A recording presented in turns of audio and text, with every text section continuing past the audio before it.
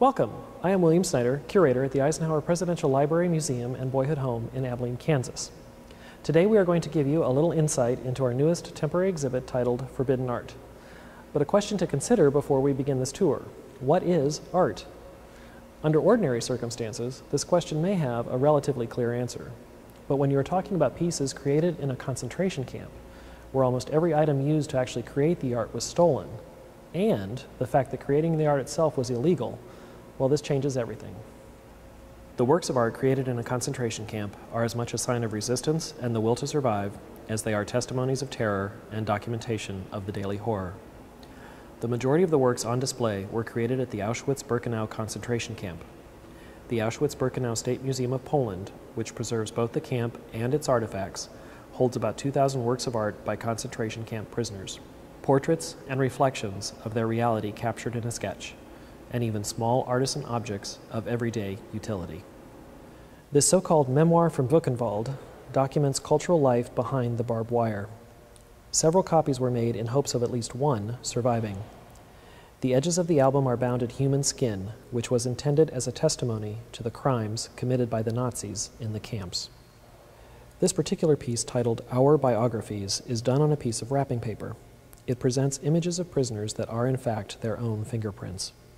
In this simple yet symbolic way, the artist emphasizes the individuality of each person, something that not even the Nazi concentration camp could destroy. Another artist created a series of sketches depicting life in Auschwitz, including this piece, showing the prisoners being carried back from labor on their fellow prisoners' backs. Camp regulations required all prisoners to return after their labor shift. If they were too tired, ill, or even dead, they would be carried back to camp by fellow prisoners to be accounted for after the shift. This is one of 114 portraits made in various concentration camps by one particular trained artist that have been preserved at the Auschwitz Museum. Almost all of the images include the camp number in the prisoner portraits. This is an exceptional album of caricatures depicting SS men and prisoners that was created by an artist-prisoner who worked in the photo studio used by the Gestapo Identification Service. The album was discovered in one of the rooms in Block 26 where the studio was located. These caricatures exemplify another coping mechanism, a kind of self-defense reaction against the surrounding world, and perhaps even a bit of humor. The artist died of typhus fever in October 1942 at the camp. Among some of the earlier pieces created are the works of one particular artist depicting prisoners both at work and at so-called regulation rest periods. The drawings were created on scraps of paper, even cigarette wrappers. Only about 20 of his works have been preserved. The drawings were carried out by the artist, taped under his arm with adhesive bandage. Even though these works are placed in the category of pieces depicting the camp reality, the artist is quoted as saying, "My drawings do not render the horror of the camp." This double self-portrait is an example of another coping mechanism through the expression of art. In a question written by the artist in the bottom corner of the piece, "Who is it?" is answered with, "You? Me? Yes." We can see the artist was trying to come to grips with his imprisonment. At the forefront is the figure dressed in concentration camp stripes, with a camp number and shaved head pointing to himself. And just behind his back is a nicely groomed, well-dressed figure representing the artist before his arrest. Yet one more example of the prisoners trying to cope with their reality and maintain some piece of who they are before the atrocity. There are very few portraits of women from the camps, making the dozen or so portraits by a female prisoner seem so precious. In this sketch, titled Portrait of a Camp Friend, Wanda, you can still see the hope in her eyes. This sketch, titled Women with Wheelbarrows, was created by a female prisoner at a camp near Auschwitz that was designated exclusively for women.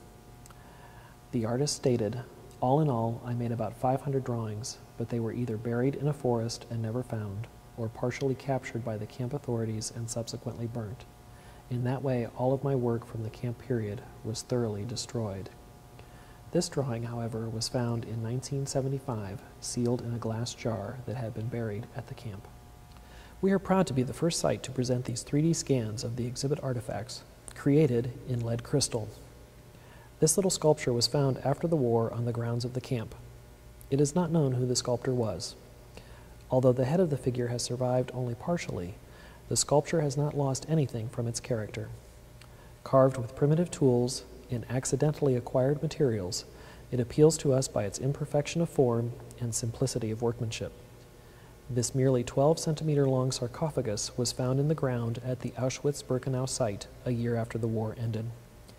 Inside there was a partially burnt human bone. On the one side of the sarcophagus one can see the dates of birth and death, which allows us to recognize the age of a deceased person, only 25 years old. This tiny object is a moving symbol of a camp prisoner's attempt to maintain the dignity of human death. Thank you for viewing our video tour of Forbidden Art. Forbidden Art is a traveling exhibit on loan courtesy of the Auschwitz-Birkenau State Museum of Poland and the Polish mission of the Orchard Lake Schools in Orchard Lake, Michigan. It is the first exhibition created by the Auschwitz-Birkenau State Museum for an American audience, and through the work of the Polish mission, it has been displayed at prominent institutions from Los Angeles to New York City. This exhibit is located in the library building through Labor Day 2014.